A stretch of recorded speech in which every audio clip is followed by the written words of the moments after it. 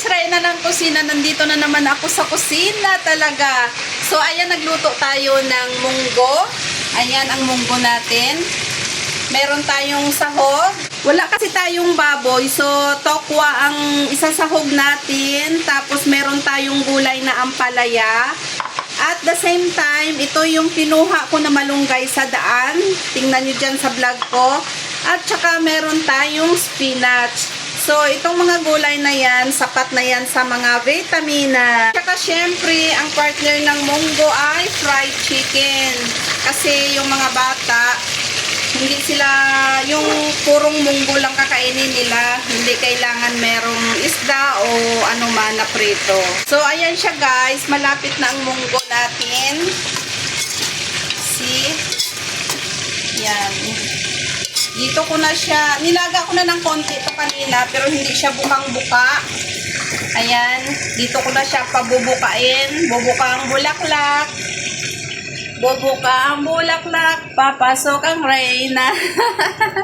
So, ayan na guys, kumulo ng ating munggo. Bumuka na rin siya. Bumuka na rin ang ating bulaklak. Lagay natin ang tokwa. Napakaraming tokwa yan ha.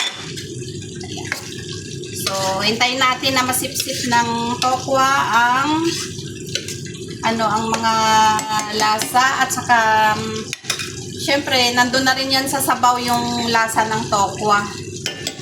Ayan. Hintayin natin tapos mga gulay naman. Lalagyan natin ng magic sarap na nag-viral. Ayan, konti lang. So, ayan guys, okay na yung tokwa natin. Ilalagay na natin tong ampalaya. Ayan, sunod na rin natin yung dalawang dahon mamaya-maya.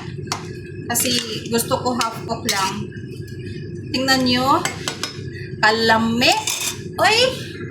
Isunod na rin natin tong ating spinach. Ayan. Napakaraming gulay, no? Masarap pag maraming gulay. Ayan, pampahaba ng buhay. Siyempre, dahil hindi natin lulutuin ng malata yung ating gulay, maganda yung half cook lang talaga. Ayan, luto na to. See? Kalamian.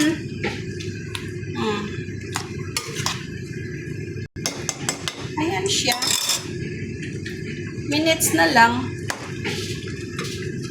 Tokwa lang yan ilagay natin ha. Wala tayong ibang sahog. So, ayan na guys. Kalami sang gulay. Hanggang dito na lamang ang ating video. Kain tayo ng munggo na ang sahog natin ay tokwa. Bye-bye!